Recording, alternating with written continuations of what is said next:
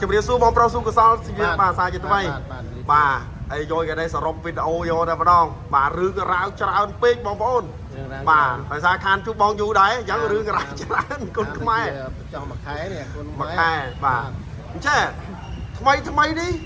มองเป็นเคยมหามัดประดูในวันนี้อ่ะនៅឃើញផ្ដួលថាកីឡាករបើយើងមើលទៅកីឡាករនៅវ៉ាន់ឌីនិយាយចង់និយាយថាកីឡាករពីរនាក់ហ្នឹងគាត់ដូចជាថ្មីដូចគ្នាកំពុះបយតែចង់និយាយថាមើលទៅនៅវ៉ាន់ឌីគាត់ដូចជាចាញ់ស្រាបហើយគាត់ចាំគាត់ចាញ់ស្រាបរឿងភ័យមិនដឹងការវាយរបស់គាត់ខ្ញុំមើលទៅដូចជាគាត់ចង់និយាយថាចាញ់ស្រាបចាញ់ស្រាបដោយសារមហាម៉ាត់គឺគាត់ចេញទាំងព្រមមកគូដៃជើងគាត់និយាយរួមអត់មានតនេគាត់ចង់និយាយថាកីឡាករដែលវ៉ាចេះហត់បាទហើយយើងនៅវ៉ាន់ឌីគាត់ចេញមកមួយការចាប់អីគឺចាប់អីគាត់ចាញ់មហាម៉ាត់ណាបាទការចាប់ចាញ់មហាម៉ាត់បើប្រៀបធៀបការគាត់ជួបជាមួយឡៅសេណេតគឺឡៅសេណេតការចាប់គឺការសងមកវិញលឿនចង់និយាយថាចំហគឺឡៅសេណេតលើមហាម៉ាត់ផងបាទធៀបការវាយនៅវ៉ាន់ឌីឲ្យស្លាប់នេះគឺនៅវ៉ាន់ឌីគាត់នៅចង់និយាយថាការជួបលើកនេះគាត់ដឹងហើយថាគាត់នៅខ្វះចំណុចណាអញ្ចឹងជាការលើកទឹកចិត្តឲ្យនៅវ៉ាន់ឌីគាត់ប្រឹងបន្ថែមទៀតដោយសារ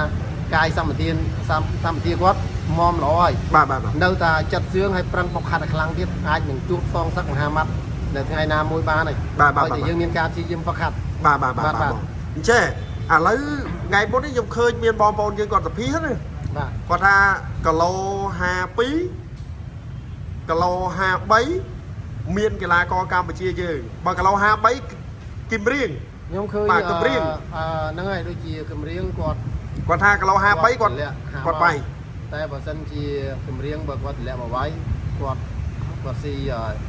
មហាម៉ាត់ហើយអត់មហាម៉ាត់អត់មានអីទេដោយសារគម្រៀងគាត់ខ្ពស់គាត់ធំដែរបាទបើគាត់ធ្វើគីឡូបានចង់បើនៅគីឡូ52បង52ខ្ញុំនៅតែមានជម្រើសមួយទៀតសម្រាប់កីឡាករយើងដែលគាត់ធ្លាប់បានដណ្ដើមដូចជាមេដាយមាសមេដាយសម្រាប់ជូនជាតិណាបាទកីឡាករសុករិទ្ធអូគឺកីឡាករហ្នឹងចង់និយាយថាកីឡាករគេខ្ពស់មិនដែរចង់និយាយថាកីឡាករគាត់កីឡាករ IQ ក្បាច់បងសុកធីបកើបងសុកធីជាកីឡាករគាត់ក្បាច់គឺខ្ញុំចង់និយាយថាខ្ញុំធ្លាប់មើលសម្រាប់យូរហើយគាត់ធ្លាប់ជួបកីឡាករគេខ្ពស់ចង់និយាយថាការចាប់របស់គាត់ការតោង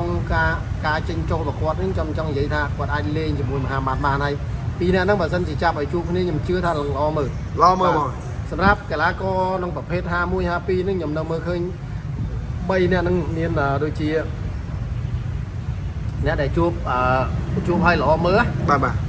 សង្ហាបើសិនជាគាត់រៀងធំតិចទៀតគាត់អាចរៀងកម្ពស់រៀងលូតជាងគាត់រៀងលូតជាងនឹងតិចទៀតខ្ញុំថានឹងល្អមើលកាន់តែខ្លាំងសម្រាប់ជួបមហាម៉ាត់ទៀតតែពីរនាក់នៅជួបនេះនៅតែល្អមើលនៅតែល្អមើលនៅតែចប់ទឹកហើយចុះសៃណេតដែរបងមិនទេសម្រាប់បើសិនជាងាកទៅសៃណេតវិញខ្ញុំនៅតែគ្រប់ត្រូលឲ្យការចាញ់ហ្នឹងគឺខ្ញុំបាទសុខសល់មិនទាន់អស់ចិត្តទេអូចាំមិនន័យថាបងតន់អស់ចិត្តទេជ្រើសរើសយកសៃណេតដែរតាបាទជ្រើសរើសសៃណេតកាលវាយខ្ញុំមិននិយាយសាគូថេនក៏គាត់ជាកីឡាកររូបណាក៏គាត់វាយតំណាងឲ្យគុណខ្មែរដែរយើងអត់នេះទេតែសម្រាប់យើងមើលឃើញការសមត្ថភាពការវាយថ្ងៃហ្នឹងគឺពីរនាក់ហ្នឹងក៏ក្រោកមែនតើសឹងនិយាយថាខ្ញុំទូរស័ព្ទខ្ញុំ2 3ហ្នឹងគឺដាក់មើលទាំងអស់ដាក់មើលទាំង3ហ្នឹងហ្មងដាក់មើលបណ្ដាលដោយសារថាការវាយថ្ងៃហ្នឹងគឺវាយក៏ក្រោកមែនតើចង់និយាយថាមានទាំងព្រមបាទសម្រាប់ឡៅសៃណេតហើយក្នុងមហាម៉ាត់បើយើងនិយាយចាញ់យើងទទួលស្គាល់ថាយើងចាញ់មួយបែកហ្នឹងណាបាទបើសិនជាការវាយទៅគឺល្អមកចង់និយាយថាត្រូវកន្លែងណាមួយសឹងតែសំណំសឹងតែសងសឹងតែទុនរៀងខ្លួនវិញណាបាទកាលហ្នឹងសៃណេតទាត់ឡៅទាត់មហាម៉ាត់ឲ្យចង់ជ្រីចង់វល់យើងក្រោមដែរតែដោយសារបែកចង់និយាយថាបែកធំពេកមួយកន្លែងទៅពីកន្លែងគឺលោកគ្រូអាញាកដាលក៏គាត់សម្រេចបញ្ចប់ការប្រកួតឥឡូវចេះបងខ្ញុំសូមកាត់បងបន្តិចឥឡូវបែកកាភៀបបងសម្លឹងឃើញបាយមិញ4នាក់នៅតែប៉ាមហាម៉ាត់ល្អមើលឥឡូវមានខ្ញុំឲ្យបងរើសចោះបើបងលើកឡើងចំអញ្ចឹងមានពេជ្រសង្ហៈទី1ទី2បាទសុករិទ្ធទី3ឡៅសៃណេតហើយទី4គឺហ៊ីមកំរៀងឥឡូវចិត្តបងបើសិនជាគេឲ្យជួប តដើមខ្សែក្រវ៉ាត់ឬក៏ដាក់ខ្សែក្រវ៉ាត់ថ្មី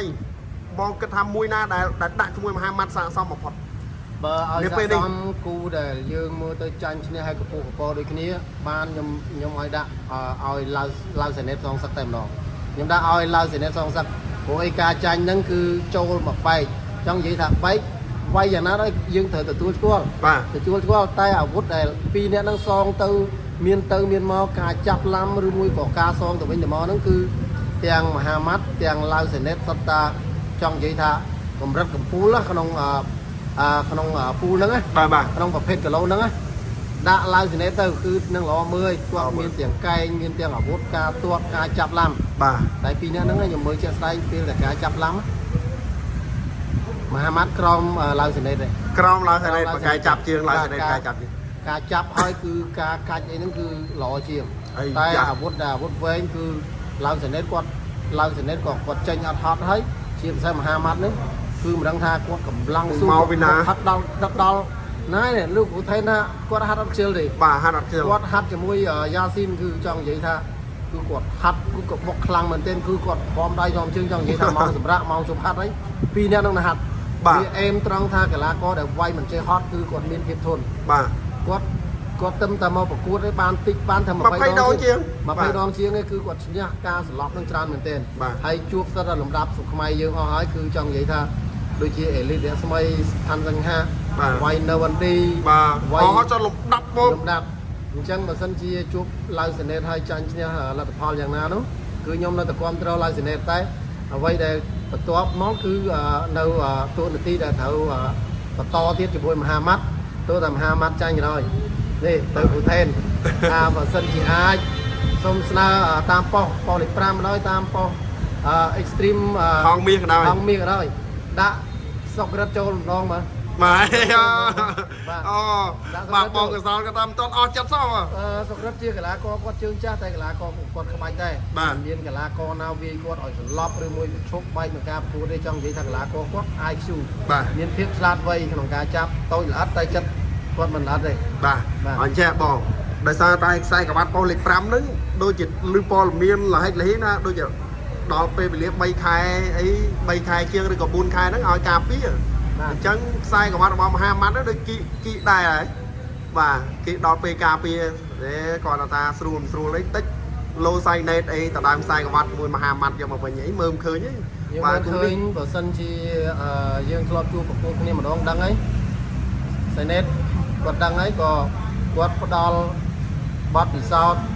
ឲ្យសាបងគាត់នៅវ៉ាន់ឌីដែរបាទហើយបើយើងតាមមើលការប្រកួតបើខ្ញុំនិយាយជាក់ស្ដែងខ្ញុំមិនទៅតាមដាននៅវ៉ាន់ឌីដែរតែការប្រកួតហ្នឹងនៅវ៉ាន់ឌីគាត់រៀងភ័យរៀងចាញ់ស្រាប់ចាញ់ស្រាប់ហើយពេលការចាប់នេះគឺការចាប់គាត់ចាញ់មហាម៉ាត់ឆ្ងាយតែម្ដងគាត់ចាញ់ដាច់ការចាប់ចាញ់តែម្ដងហើយណាមួយគាត់ចង់និយាយថាកីឡាករគាត់មិនទាន់មានភាពស៊ាំឬមួយក៏គាត់មានភាពធន់ណាតាមក៏ប៉ុន្តែបងនៅវ៉ាន់ឌីនេះទំឡើងជើងបានខ្សែក្រវ៉ាត់ថ្មីនេះទេបាទធ្លាប់ជួបមួយឡុងពិសិដ្ឋធ្លាប់ជួបមួយអេលីតស្មីដែរបាទធ្លាប់ជួបដែរឮថាចាញ់ឈ្នះគាត់ចាញ់គេច្រើនជាងឈ្នះបាទ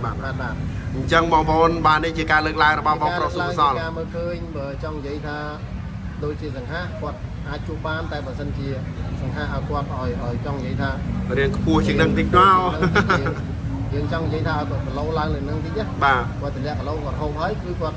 មានតែមជាមួយលេងជាមួយយ៉ាស៊ីនបានយ៉ាងល្អមហាម៉ាត់បាទមហាម៉ាត់បានទៀតបាទអរគុណច្រើនបងប្រុសបាទច្បាស់ជម្រាបលាបង